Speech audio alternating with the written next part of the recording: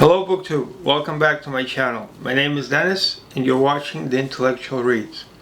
Today I decided to do a book review on a book I recently picked up earlier in 2019, mid-2019. I found this book of collected stories by Saul Bellows.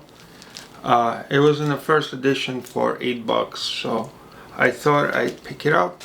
And only because I have been on a search for more of his books, considering that in the year before I had read Humble's Gift by Bellows. It was like $1 edition book that I picked up at a used bookstore, and that book really made me kind of appreciate Bellows as an author.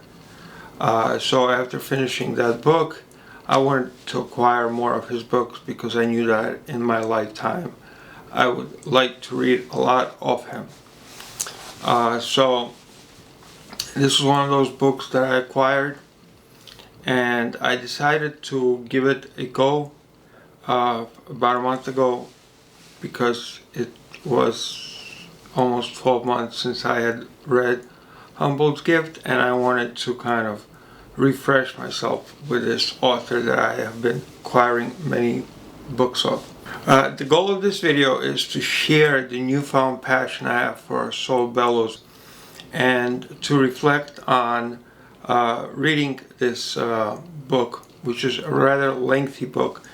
I think it is comprised of 12 or 13 short stories. 13 short stories. And this book was published by Vikings Press.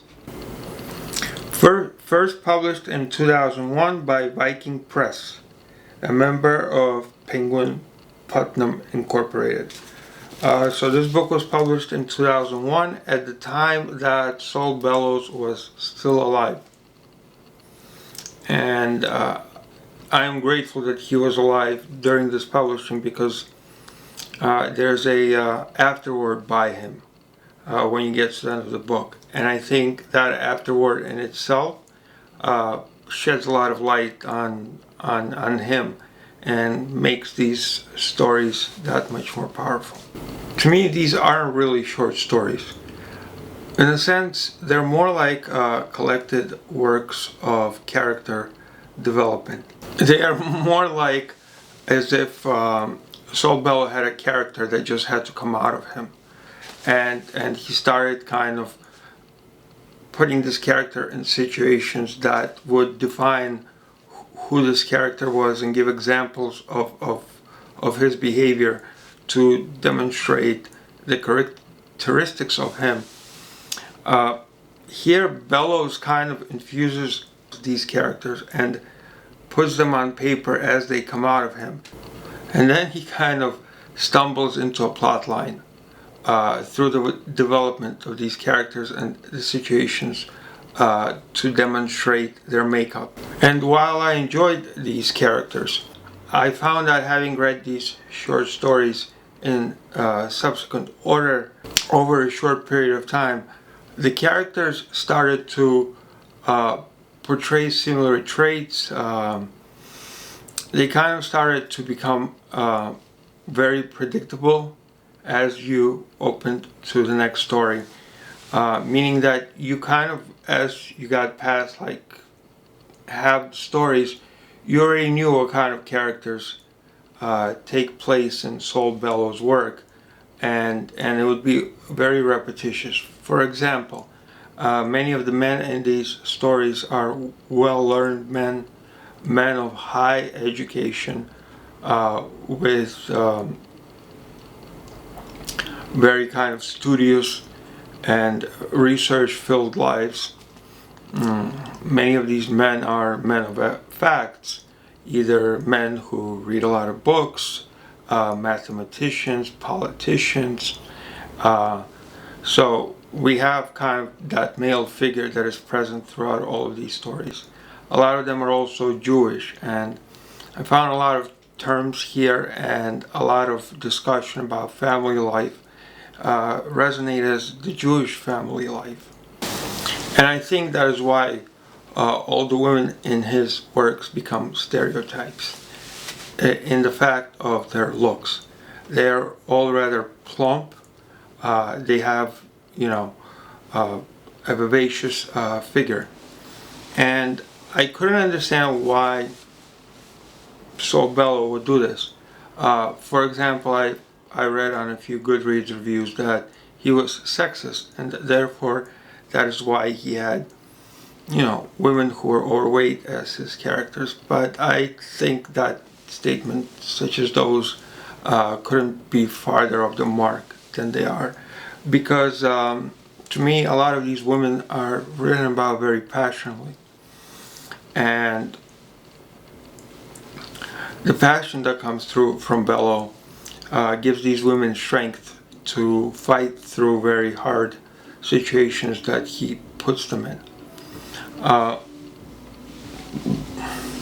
So I think that Saul Bellows had a real affection for women who were vivacious, and that is why they become so predominant in his stories. I don't know if it was just something he longed for himself as a man, or maybe that his whole household in their upbringing, the women that showed most love were women of overweight proportions. So once the men become predictable and you know what kind of lifestyle and upbringing they are likely to have, and the women kind of attain a form themselves, going through story after story, you would like to see more variety. But that's not to say that there aren't some really fabulous stories in this work. Specifically, these stories stood out to me. Cousins was an amazing story. I really liked What Kind of Day Did You Have? And I thought that Something to Remember Me By was the best story here. Just so you get an idea of how a Saul Bellows story develops from a character. The Cousins story follows a lawyer who has practiced and went to a very prestigious law school. A lawyer who is very connected in his industry. And this lawyer, as we develop his character, through the actions that develop in his life. And the driving plot is that a cousin of his has ended up in jail. And he's on trial to get a rather long sentence. And the mother here calls the well-connected scholar and asks him to dig up one of his older contacts that he developed through having a radio program or a television program back after he graduated from school. And so one of the participants with him in this program has kind of developed a high life and has come to be a great man, and now he happens to be the judge that is responsible for the sentencing of his cousin. And so the mother asks him to contact this person and put in a good word for the freedom of his cousin. Nor does he want to accomplish these things willingly. These cousins in his life put unnecessary requests from him, and you kind of start to notice a person who's going through life having to, because of his wealth, because of his standing, because of his well-being and connections, having to kind of support the ecosystem of his large family. And you ask yourself, if he has to unwillingly and has this desire to help out his family, how far down the line do you have to go to be a relative for him to eventually say, no, I will not help you? And I think that's very important for Bellows here. And I think the story comes from the upbringing of Bellows. He probably grew up in a large Jewish family. And I believe that in any family that is tied so closely by a strong belief in religion, it becomes even harder to say no because of that bond that you share through religion. What Kind of Day Did You Have focuses around a woman who lives in the Chicago suburbs. And we learned that she was married to a very wealthy tradesman in arts, in antiques and arts. When her husband was invited to a dinner, she sparked a relationship with one of the attendees there. And that attendee happened to be an art critic. And he took a favor to her because of her, again, vivacious figure and her strong personality. And they developed a blossoming relationship. And when her husband found out about this, he decided to file for divorce. Because her husband is a rather wealthy man, he was able to almost get custody of the kids. And so there's large responsibilities of her to not make one wrong step, because she feels like if she fucks up one more time, the kids will be claimed by the husband through the courts. And so you have this woman that is torn between keeping her kids and this relationship where she's just a muse. You know, the guy is married, the guy has a life, but she's so attracted to his social circle and to the kind of people he hangs around with. Again, connections. I think you're noticing a trend here. She's trying to, hold together two opposite ends. One is this passionate relationship who she feels enlightened by a character who actually wants her, unlike her husband. And the idea of being a mother, of being responsible. The situation that she's put into is the fact that this art critic calls her during one evening and tells her that she needs to be in Buffalo next morning because he's having a mental breakdown. She has to accompany him and has to take the next morning's flight over from Chicago to Buffalo. And on the other side of this commitment that she has to a great public speaker is her kids. And these kids, for a single mother, they have to be dropped off at school and at the same time picked up at school. And not only that, but she also happens to have a court hearing tomorrow where they're checking up on her behavior with the kids themselves. And so she has to try and delay the court hearing. And then she has to get on a flight. And while she can arrange for her kids to be dropped off at school, if she does not return home by 5, her kids will be left alone in the house. The comical thing about this situation is that she's only going to meet the gentleman, the professor, her love interest, in the airport itself and fly back to Chicago with him. And he promises her that she would be there before 5. The story really kicks off as that when they do meet and they have a flight in an hour and a half, a return flight back to Chicago, they notice that there's a huge storm in the O'Hara. You get this kind of a wild ride, them running away from people, them trying to make flights, and in this whole chaos of them trying to return home, Bellows uses it to portray some life lessons that can be taken out of this chaos by both characters, but especially by the woman. And in a story like this and her determination to have a life of her own in the first half of the book, and then her determination to making sure that her kids are safe and that nothing can keep her away from them, and not even the harshest storm in history of Chicago or in however many years.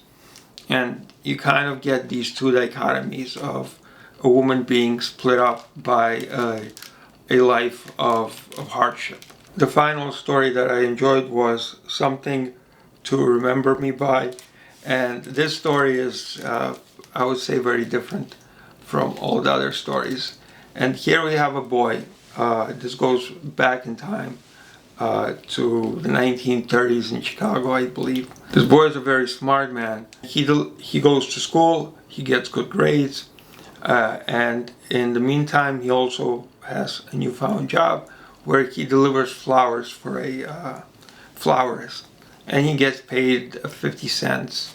And there's this kind of a great portrayal of a young boy who's a very educated, smart man, and how he takes a job at a tulip store just because it offers him the possibility to spend hours and hours on trains, and he can find and carry around books to read. His dedication to books is very developed in the beginning part of the story, and I think that is the major ploy to make you attracted to him and kind of get behind him in his quest. This story will move very quickly. It follows him on a journey to delivering a bouquet of flowers to a funeral of a girl in a poor neighborhood. Having just encountered this funeral and being a bit frightened, he has a desire to share this experience with someone. We find him at the doorstep of his brother-in-law's, who happens to be a dentist. The brother's office is open, but unfortunately the brother is nowhere to be found, and so while sitting around and waiting for him, he decides to pay a visit to the adjacent office, a friend of his brother-in-law's who happens to be a gynecologist. Taking the back door, he ends up in his laboratory, and inside the gynecologist laboratory he finds a woman who is spread eagle. Everything is revealed, and he gets to peek under the curtain for quite a bit until she discovers that he's there. Being caught, he fears that she may report him to the gynecologist, but instead she takes a kind heart to him and asks him to help her get dressed. She entices him with the fact that she has a bad back, which gets him to walk her all the way home.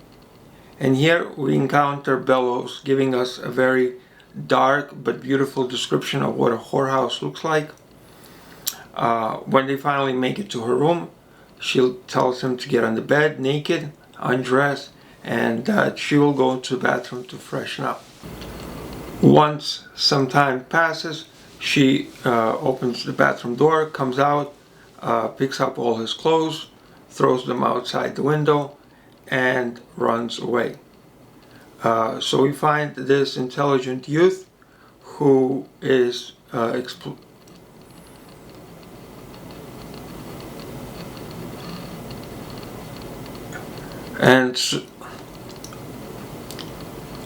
we find this youth in a situation where he has no clothes, he's in a dark neighborhood, and this all comes at the price of trying to explore his sexual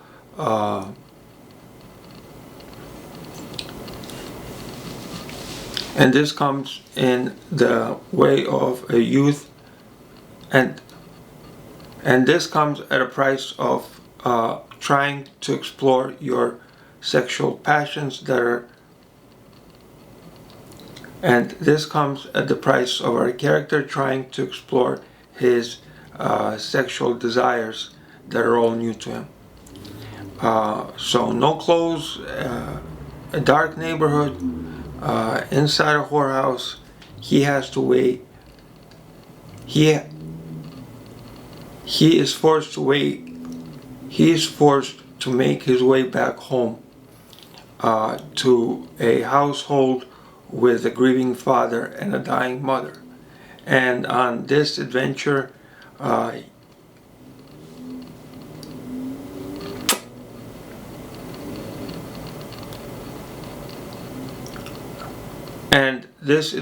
to him making it home puts him into a lot of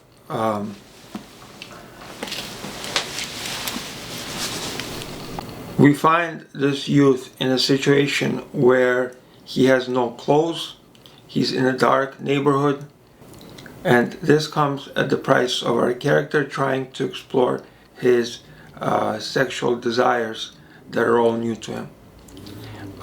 So no clothes, a dark neighborhood, inside a whorehouse. He's forced to make his way back home to a household with a grieving father and a dying mother.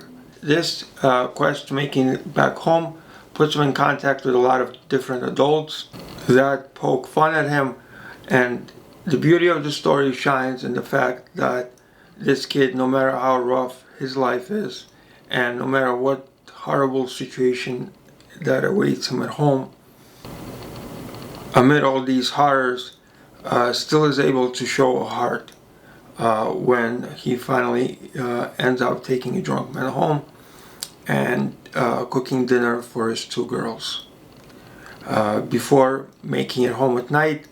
And the most powerful punch of the story is the way that Bellows ends it. I would really advise that if you want to read a story that is complex, exciting, fast-moving, and splattered with beautiful sentences, then you should definitely read Something to Remember Me By. And to be honest, that is why I read Bellows. Mainly it's for his amazingly crafted sentences and just for how poetic his prose seems. His craftsmanship very, very closely reminds me of Nabokov. And I think those are the two writers that stand out to me the most in the 21st century for having some of the most well-crafted and beautiful prose. It's almost to me as if Nabokov and Saul Bellows are not just only authors, but in a way scientists. The way they are able to find the perfect word and the perfect simile or metaphor for describing things. My last point here is that I wanted to mention the afterword, of course. Saul Bellows says that in a life of various distractions, such as movies, media, newspapers, and other avid forms of entertainment, our times are very limited. And therefore, he believes, in his opinion, that literature should have the least amount of fluff now than ever. And these stories, between some taking up a little bit over 20 pages to some being close to 100, seem like they could have turned out to be novels, the way the characters are so fully developed. And perhaps they're much shorter because in his later life, Paul Bellows tried to take out all the fluff. Again, I think if you haven't read Bellows, at least a story of his, then you are truly doing yourself a disservice. Because even if you're going to argue that the stories aren't that captivating, or whatever other argument you may have based on your likes and dislikes, I don't think that anybody can deny the fact that Saul Bellows can write a fucking sentence. And just for that, you should read him.